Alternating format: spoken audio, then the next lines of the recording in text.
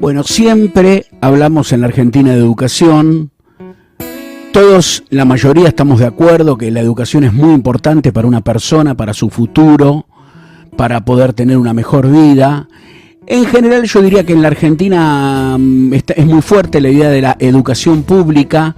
Siempre discutimos sobre lo público versus lo privado, el tema del inicio de clases, los paros sindicales, los conflictos. Así que bueno, me animé y me dijo que sí, estoy muy contento y muy agradecido porque voy a charlar nada más y nada menos que con Carlos Torrendel, que es el actual secretario de Educación, un hombre formado en todo lo que tiene que ver con el mundo de la educación, es licenciado en educación, nació en el año 70, lo tengo del otro lado del WhatsApp. Carlos, ¿cómo estás? Buenas noches, bienvenido. ¿Cómo te va? Un gusto enorme. Bueno, a todos. Bueno, hice una introducción rápida como para ir, como dicen en España, directo al toro. La primera pregunta, ¿es importante el cambio de rango, viste, de lo que antes era el Ministerio de Educación, que ahora es una secretaría, o es simplemente una cuestión formal? ¿O qué implica, digamos, ese cambio? Bueno, antes que nada estoy con un poquito la voz tomada, así que si se me escucha mal avísame. No, se escucha perfecto, sí. Mira, el presidente Milei quiso, en vez de tener 18, 19 ministerios, tener 8, 9, que sí, es lo que tiene ahora. Y no los he contado en detalle porque hubo, como se agrupó interior con jefatura de gabinete, bueno, de uno menos. Y organizó de esa forma el gobierno. Sí, para cierta gente siempre me dicen, bueno, Charlie, que no sea ministerio es como una capitis diminutio, una especie de deterioro de su importancia.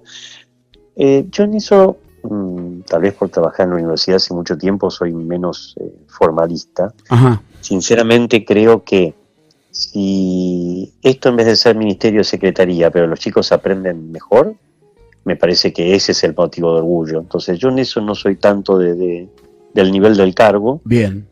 Sino que me parece que la clave está en que nos podamos organizar para bueno, sí, para lograr que los chicos aprendan. Me parece que ese es el foco y esa tiene que ser nuestra preocupación. Algo que quiero saber que realmente desconozco. Los contenidos, por ejemplo, de lo que es la educación primaria y secundaria en toda la Argentina, ¿están consensuados o hay diferencias entre, por ejemplo, lo que aprende un chico de una provincia del norte y lo que aprende un chico de una provincia, poner, no sé, Santa Cruz, en algunos puntos, no digo en todo, ¿no? Eso por un lado, y por otro lado, tal vez la cuestión más administrativa, o voy a ser más directo, el tema de la asignación de recursos, viste, de quién arregla la escuela, quién pone el dinero para pagar el agua, la luz, lo que sea, si eso se encarga cada intendente de cada provincia o también depende de nación. Contame un poco eso como para entender un poco cómo es la interrelación nación-provincia, por favor. Mira, en relación con la primera pregunta hay dos respuestas. La respuesta formal es que la nación, junto con las provincias en el Consejo Federal de Educación, aprueba los contenidos mínimos o núcleos de aprendizaje prioritarios, que son los contenidos mínimos que tienen que estar en cada nivel. Sí. Pero la segunda respuesta, saliendo de lo formal y lo curricular, la segunda respuesta es que, nos guste o no en cualquier momento de la historia, cada escuela enseña lo que puede enseñar. O sea, en definitiva, lo que importa tanto no son los papeles, sino el grupo de docentes con los conocimientos y aprendizajes y capacidades de enseñanza que tiene cada escuela. Sí. Entonces, eso es lo que nosotros tenemos que acompañar. Nosotros tenemos que acompañar la realidad. Esa realidad es compleja. Obviamente, en un país que se ha empobrecido en los últimos 50 años, es más compleja aún. En un momento donde hay una crisis escolar en todo Occidente, no es solo un problema argentino, acá agravado. Entonces, bueno, evidentemente la preocupación es cómo la política educativa acompaña a las escuelas para que las escuelas puedan hacer mejor su trabajo. O sea, que el verdadero currículum es lo que pasa en el aula, con los docentes y los equipos directivos. Sí. Y bueno, y ahí viene en parte enlazado con la segunda parte, con tu segunda pregunta. La administración de las escuelas desde el nivel inicial hasta la educación superior no universitaria es de las provincias, tanto la administración directa de las escuelas estatales como la indirecta. Ajá. O supervisión de las escuelas privadas. Todo lo que tiene que ver con gastos de salarios y de otros servicios o reparaciones o infraestructura, Sí. En general lo hacen las provincias. La nación tiene planes de infraestructura, con lo cual muchas veces hay escuelas que se construyen desde la nación, en general con parte de financiamiento provincial también. En este gobierno eso se ha detenido por el momento, viste que ha habido una política de parar un poco la obra pública, fruto de todo el déficit que hay. Sí se ha continuado con un mínimo de obra pública en educación, o sea que eso ha continuado parcialmente al menos, a diferencia de otros sectores. Así que sí, en la educación, digamos, nacional básica hay como una lógica concurrente. La mayoría del peso es provincial. Y luego la nación colabora con distintas cosas, capacitación, evaluación, apoyo a los ministerios, algunos salarios o honorarios vinculados con algunos funcionarios, bueno, como te decía, capacitación, conectividad, hay una variedad de cosas que la nación colabora y ayuda. Y después, bueno, el gran gasto de la Secretaría de Educación de la Nación es el costo de las universidades, que más o menos representa el 70% de su presupuesto. Ese sí es gasto directo. Sí, sí. Ese es más o menos el escenario. Correcto. Te quiero llevar a esto, que es algo que vengo pensando hace tiempo. Dentro de los hombres que le dieron el chispazo inicial a nuestro país, ¿no? Las características centrales, sin duda vamos a mencionar a Roca, a Alberdi, a Sarmiento, ya que hablamos de educación. Yo noto no sé si es una contradicción o una paradoja tal vez a resolver, o me gustaría escuchar tu opinión. ¿A qué me refiero? Sarmiento es un poco el gran impulsor de la destrucción del analfabetismo, la educación pública, ¿verdad?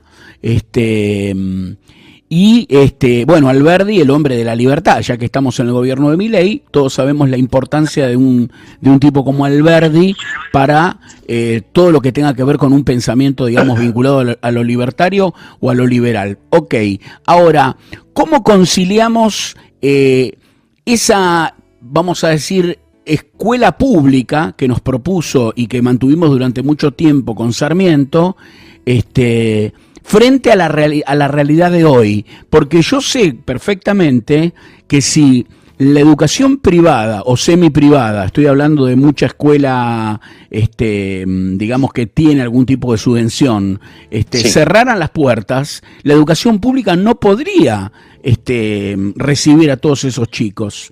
Es decir, no, por supuesto. ¿Entendés lo que digo? Entonces, ¿cómo podemos resolver este aparente enfrentamiento o esta dicotomía, lo público, lo privado? ¿Cómo lo ves vos? ¿Cómo lo pensás a futuro? ¿Cómo lo veo? Claro, la respuesta te voy a dar ahora, que es cómo lo veo yo, Carlos Torrendel, no secretario de Educación de la Nación, porque una cosa es lo que uno piensa y otra cosa es lo que se puede o debe hacer en un gobierno donde no solo yo tomo decisiones, en un contexto además democrático, donde hay leyes que hoy nos gobiernan y que en todo caso habrá que modificar en el caso que se quiera modificar. Yo, Carlos Torrendel, con una mirada del tema, si se quiere, más amplia por lo histórico y también por lo que sucede en otros países del mundo y también por los cambios culturales y educativos de la actualidad, yo creo que nosotros no podemos seguir con el mismo modelo del siglo XIX. ¿Por qué? No solo por ideología, sino también por realidad. Una cosa es la distribución masiva y obligatoria de la educación a mediados del siglo XIX en adelante. Correcto. Que había que alfabetizar toda una población, pero esa población se la alfabetizaba o se le daba una educación primaria, si se quiere, de 6 años, 3 años al principio más o menos, después pasó a 6 años, de forma masiva y obligatoria, perfecto, 6 años de escolaridad, supongamos, en el mejor de los casos, de forma masiva, bueno, llevó un siglo más o menos, mediados del siglo XX, un poquito más, eso se consolidó masivamente. Ahora, perdónitos, estamos en el siglo XXI, en donde la educación obligatoria hoy es desde sala de 4 hasta el secundario. Y te diría que para poder insertarte en el mundo del trabajo, además vas a tener Sí. que tener 2 o 3 años más de escolarización. Correcto. Más orgánica, Sí. como en la universidad o la educación superior, o inorgánica, con cursos, informal, Sí, sí, como sea. total. Pero, o sea, en definitiva vos estás teniendo más o menos 16 años de escolarización. O sea, 2 de inicial, 6 y 6, 12, más 2, 14, y si Sí. querés sumarle como mínimo 2 más de superior. O sea, 16 años de escolarización hoy, Sí. te diría que es lo que hay que tener. Por supuesto que financiar eso desde el Estado es imposible. O sea, cualquier persona se da cuenta que una cosa es financiar una educación obligatoria de 6 años para toda la población, y otra cosa es financiar 16 años para toda la población de forma gratuita y sobre todo con los costos de la educación secundaria y superior que son mayores que el primario inicial. Sí. Entonces, por otro lado, también hay un cambio cultural. Antes, en la modernidad, había una relación Estado-sociedad-civil mucho más vertical, donde una burguesía gobernaba la cultura, el Estado, etcétera, los negocios. Era la burguesía que estaba alfabetizada y que tenía una cultura superior. El resto de la sociedad era analfabeta, el 70, 80, 60% era analfabeta. Lógicamente, vos podías llevar adelante una política centralizada desde el Estado para incorporar a toda esa población que, por supuesto, no tenía capacidad en sí misma, como algunos autores lo señalaban, de organizar una propuesta escolar desde la sociedad civil, y lógicamente el analfabeta no lo iba a poder hacer. Entonces, en ese escenario uno podía entender, más allá que yo de la mano de Estrada puedo discutir varios temas, uno podría entender, como el mismo José Manuel Estrada reconoció, que en aquel momento era necesario organizar un sistema estatal. Había 2 modelos, paréntesis, uno el francés, más centralizado, otro el norteamericano, con mayor participación de la comunidad local, pero bueno, eso no vino al caso. En principio había que organizarlo desde el Estado. Ahora eso es imposible, o sea, hoy que nosotros, la escuela forma parte de un ecosistema mayor, no vas a educar solamente con lo que pasa en la escuela a la gente, ya desde 10, 15 años tenemos los celulares inteligentes o los dispositivos que nos conectan con las bibliotecas de todo el mundo, tenemos acceso a toda la información, la escuela forma parte de un entorno más amplio, y te diría que la capacitación de muchos chicos hoy que aprenden mejor matemáticas, lamentablemente, en YouTube que en la escuela.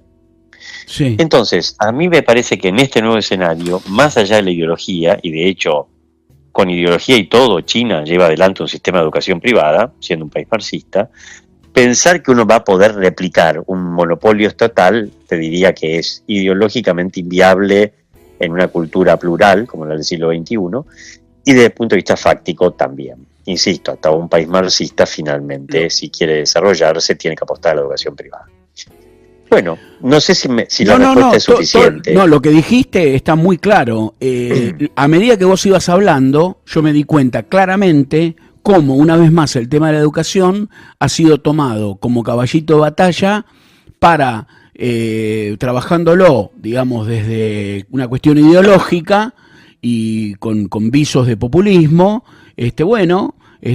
proponerle a la gente cosas que obviamente no son factibles. Lo que pasa es que ahí se dan 2 cosas. Esto lo digo yo, esto lo digo yo. Vos no. No, tal no cual. Ahí fuiste se dan ese 2 área, cosas. Una es una nostalgia y una ideología que ha quedado petrificada en el tiempo, porque todos tenemos derecho a tener una ideología, pero tienen que tener cierta conexión con la realidad. Claro, exacto. Y segundo lugar, hay otro problema que es tal vez los intereses que están detrás. O sea, la educación estatal, pública, en el fondo, a mi modo de ver, yo lo escribí una vez, ha sido privatizada. Es una universidad que en parte es una escuela y una universidad que en parte está cooptada por ciertos sectores ideológicos, entonces Sí. de alguna manera es como que tienen su pequeño gueto, su pequeña Claro. escuela privada dentro de la escuela estatal, y después hay intereses políticos y económicos, tema que se ve muy fuertemente en el tema universitario, ¿no? Ahí se ve con claridad, es obvio, te diría lamentablemente. De hecho, las 2 líneas de las universidades, asimismo se denominan los reformistas, que son los radicales, y los peronistas, que son los peronistas. Sí, sí. O sea que hoy, en el gobierno de las universidades, los rectores se identifican con A o B. Así que está bastante claro. Te anticipaste lo que te iba a preguntar. Yo te iba a preguntar, ¿cuántos son los sindicatos de la educación y ¿Cuál es, en definitiva, a tu entender, el meollo de los conflictos? ¿Es solamente una cuestión salarial? Porque uno como ciudadano, Carlos, ve claramente que no es lo mismo el reclamo salarial cuando gobierna A que cuando gobierna B, y cuando gobierna A no es que tira manteca al techo y que ganan fortuna, y que el que gana con el gobierno B gana un poco y con A... O sea, yo veo que es como todo, entonces digo... Pero, exacto. Mira, hay que distinguir, como siempre en estas cosas hay que distinguir para unir, diría Maritain. En primer lugar, está claro que los salarios están atrasados. Bien. La política que se ha desarrollado, eso es dato objetivo, el gobierno nunca lo negó, lo entiende, lo está tratando de mejorar, sobre la base del criterio del presidente, que es muy taxativo, que dice, señores, vamos a gastar lo que entra. Perfecto. Y eso implica para todos un sacrificio, no cabe duda, y me parece que así la sociedad por el momento también lo ha entendido. Pero por otro lado, pasa un poco lo que vos señalás, que yo te diría que no es tanto los gremios. Yo no he tenido para nada una mala experiencia con los gremios, tanto de la educación básica como de la educación universitaria. Yo no creo, sinceramente, que el problema hoy de la educación en la Argentina sean los gremios. Ajá. Yo creo que el problema es una mala política educativa, que es la que se ha desarrollado hasta el momento, al menos, veremos si nosotros la podemos mejorar.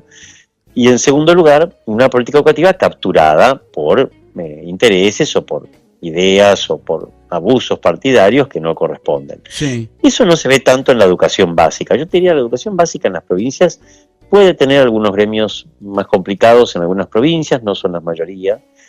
En general, en la educación básica, fíjate que hemos logrado por unanimidad el acuerdo por la alfabetización con todas las provincias. O sea, nosotros ahí estamos trabajando bien, aún con las limitaciones salariales. Se está trabajando bien en un clima de consenso, aún con los gremios que disienten de algunas cosas, pero no ha habido mayores problemas. O sea que no es una buena idea creer que los docentes o los gremios son el problema, más allá que no es lo mismo docentes que gremios, ¿no? En el tema universitario también, yo diría que una cosa son los gremios docentes que reclaman lógicamente lo salarial, y otra cosa es el juego de muchas autoridades de universidades que están absolutamente identificadas con partidos políticos, que muchas de ellas, si vos mirás las biografías, o fueron o serán diputados, senadores, gobernadores, intendentes, decanos, rectores, entonces todos jueces, consejo de la magistratura, empresas que brindan servicios a las universidades. Bueno, todo eso está. No hay que ser un genio para identificarlo y es información pública. Todo eso está. Y bueno, lamentablemente, a mi modo de ver, en el fondo genera un tejido corporativo que daña la verdadera autonomía universitaria, porque la paradoja es que la autonomía se plantea generalmente en contra de ciertos gobiernos, pero por otro lado ellos se identifican con partidos, con intendentes, con gobernadores, con diputados, con senadores, y para eso la autonomía no aparece. Entonces es raro, ¿no? Es una autonomía discrecional, digamos.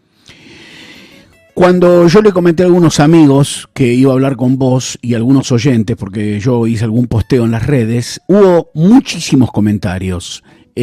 Alguno, por ejemplo, me habló de la famosa copa de leche en los colegios, especialmente en el interior, como casi una, no voy a decir una aberración, pero como un elemento que está entremezclado, lo que tiene que ver con la alimentación, que es una cosa que no debería tener que ver con la educación.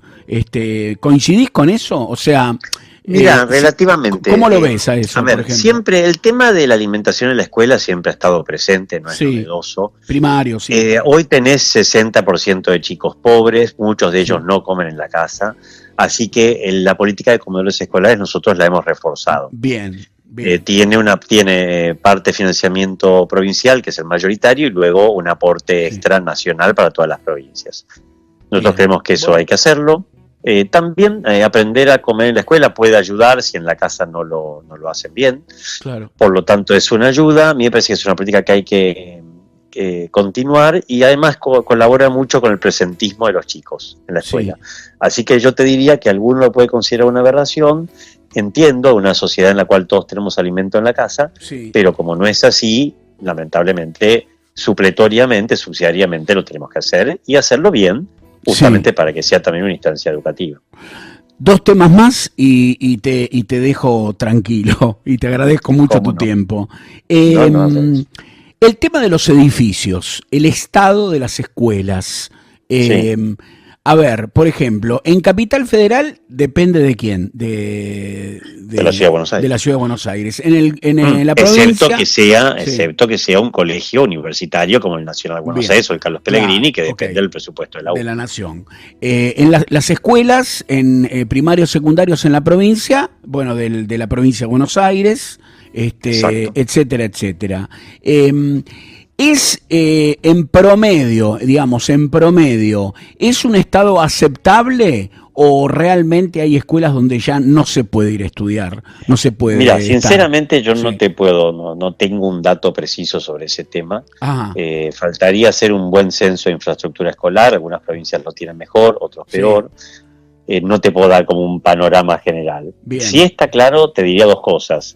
Por mi visita a variedad de escuelas, que hay escuelas que están mal, digamos. Y sí, creo que son muchas o varias. No te puedo sacar un porcentaje, pero por visitas que uno va haciendo, dependerá, por supuesto, depende mucho de si son escuelas de ciudad, escuelas rurales, que están en las periferias de las ciudades muy pobres, o sea, depende mucho. sí, Y también depende mucho de la comunidad que va a la escuela.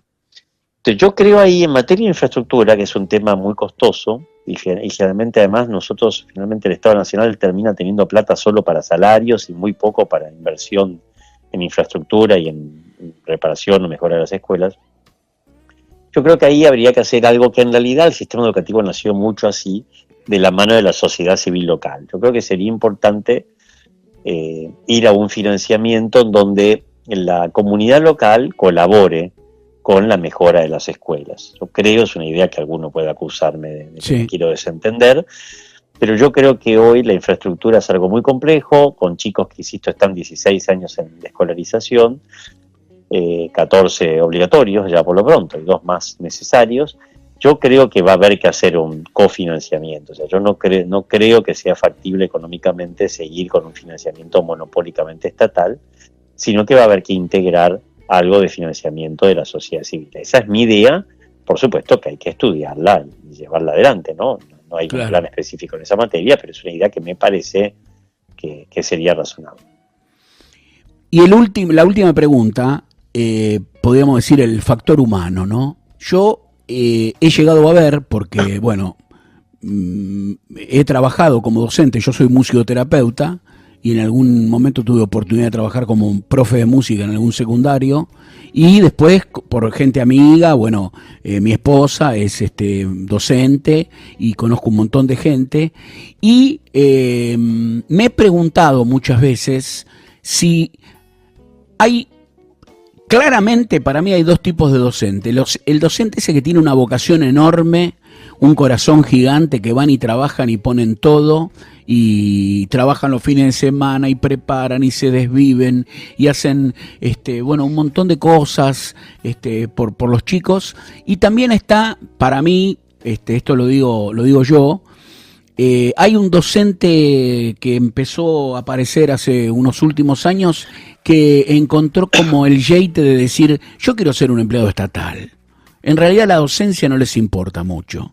Me da la sensación de Mira, que encontraron la vuelta y bueno, sí, logran el cargo, los nombran, se presentan y después le buscan la vuelta para faltar todo el año y se enferman y les pasa esto y les pasa aquello y los pica, un día los muerde un tiburón, otro día los pica una araña y así están años. mira, yo te ¿Eso cómo diría es? Sí, dos cosas.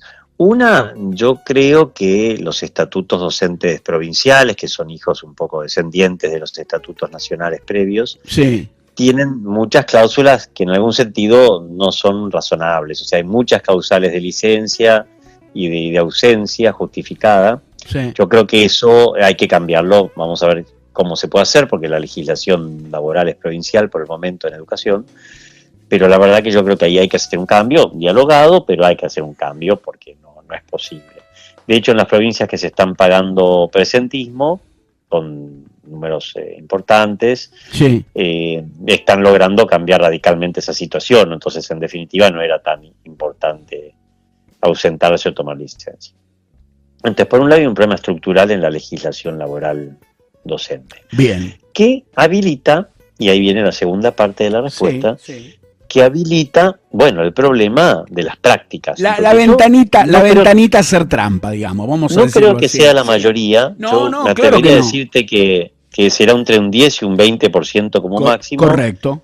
de docentes Sí. que lamentablemente no están asumiendo la responsabilidad que tienen como deberían. Correcto.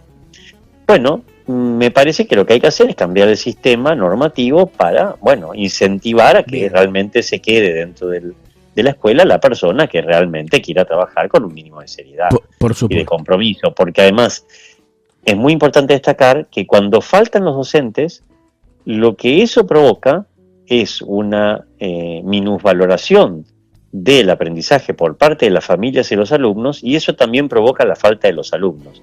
Porque Claro. si mi docente falta, ¿por qué voy a ir yo al colegio? Si él no valora lo que hacemos en la escuela, ¿por qué lo voy a valorar yo que tengo que aprender? Entonces, ojo que hay una correlación que es importante. Bueno, nos despedimos, te agradezco mucho tu tiempo y lo último, te iba a preguntar, como lasallanos que somos, vos sabés que he pasado por la esquina del colegio, por Riobamba y Tucumán, Viamonte, y lo veo el colegio tan feo, tan venido abajo, y a veces fantaseo con poder hacer algo.